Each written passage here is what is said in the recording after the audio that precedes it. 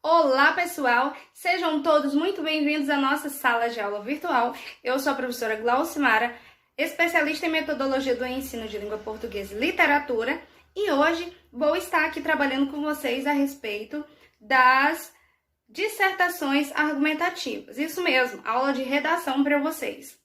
Gente, antes de mais nada, é importante que vocês entendam o conceito básico de uma dissertação. O que é dissertar?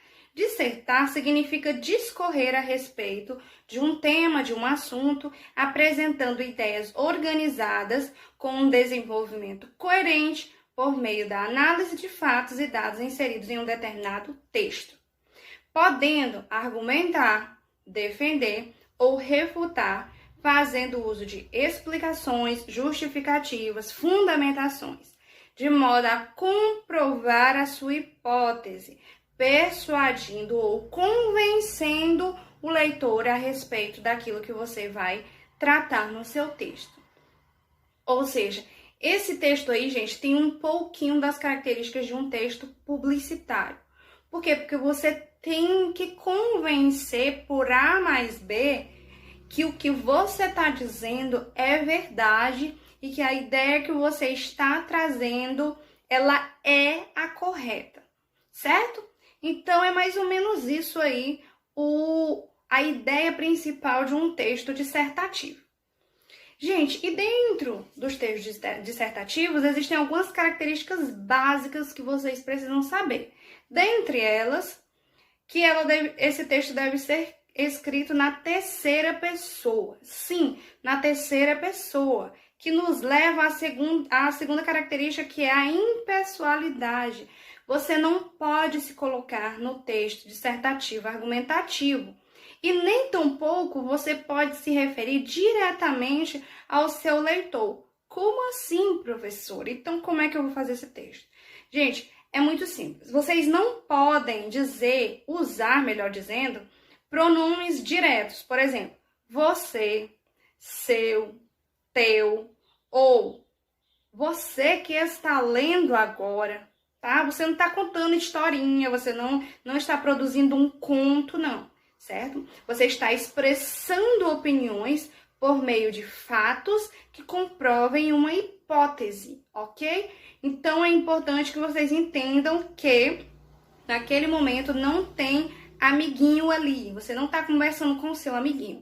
Os textos dissertativos não é um diálogo, ok? Então, por isso, não tem como você colocar pessoalidade nesses textos. Outra característica.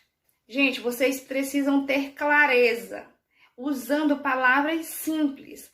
Muitas pessoas acham que quando vai fazer uma dissertação argumentativa, precisa usar palavras difíceis, usar palavras num contexto mais rebuscado. E não é isso, gente. Esquece essa ideia aí de que tem que usar palavra difícil para dizer que é inteligente. Não. Pessoas cultas, pessoas de fato inteligentes, elas conseguem transmitir uma ideia com palavras simples que tanto uma criança como um idoso vai entender o que ela está falando.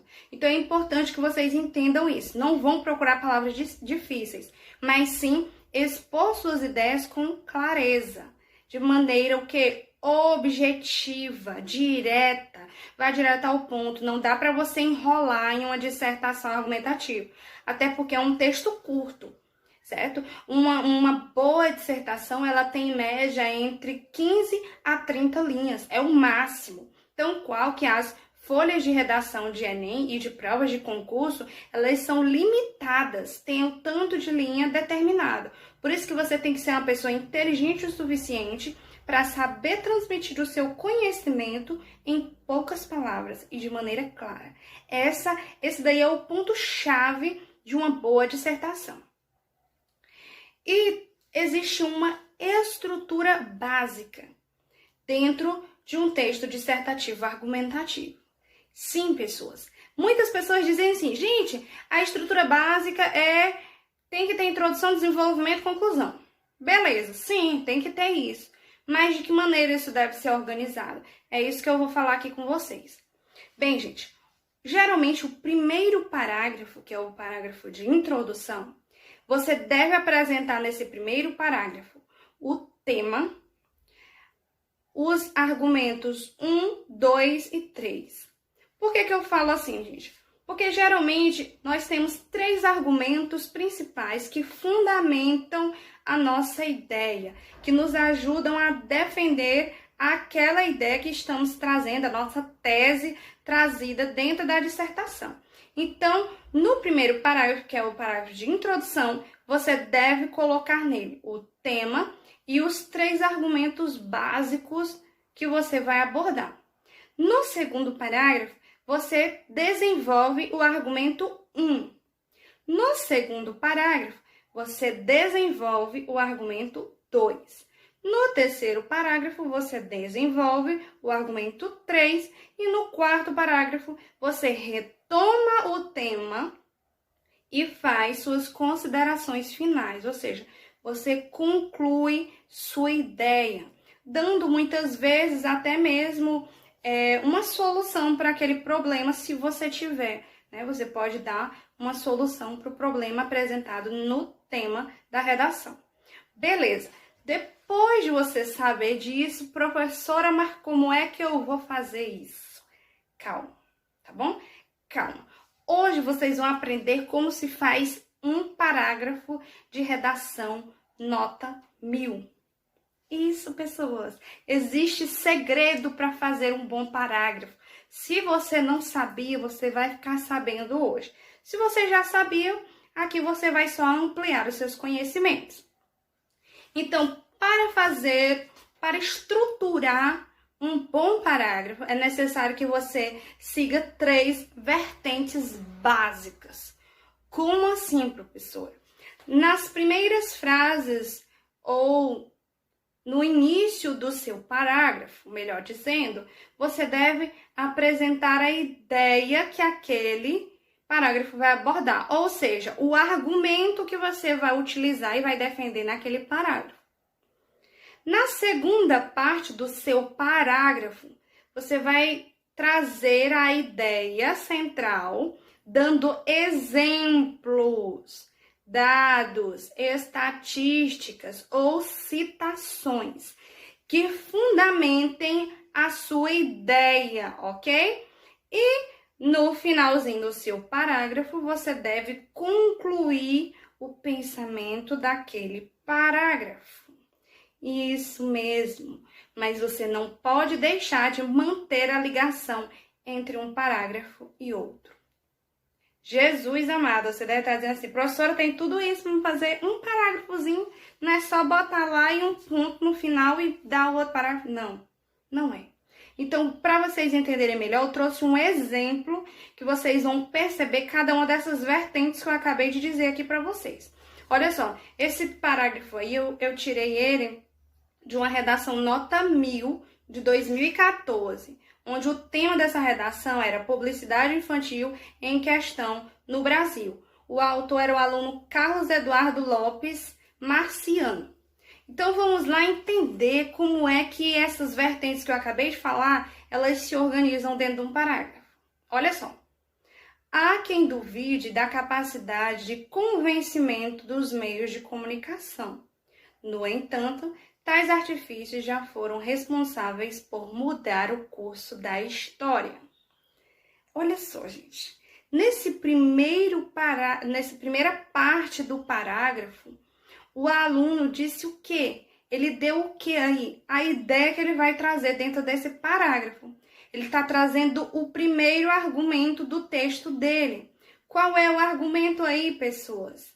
Ele está dizendo que esses artifícios, ou seja, os meios de comunicação, já foram responsáveis por mudar o curso da história. Ou seja, ele está argumentando que os meios de comunicação influenciam sim, ok? Então, vamos lá. Beleza, a primeira vertente nós já encontramos nesse parágrafo aí. Agora, a segunda vertente, qual é? Exemplo, citação, ok? Vamos ver se ele trouxe aí. A imprensa no século XVIII disseminou as ideias iluministas e foi uma das causas da queda do absolutismo. Mas não é preciso ir tão longe. No Brasil, redemocratizando as propagandas políticas e os debates eleitorais são capazes de definir o resultado de eleições.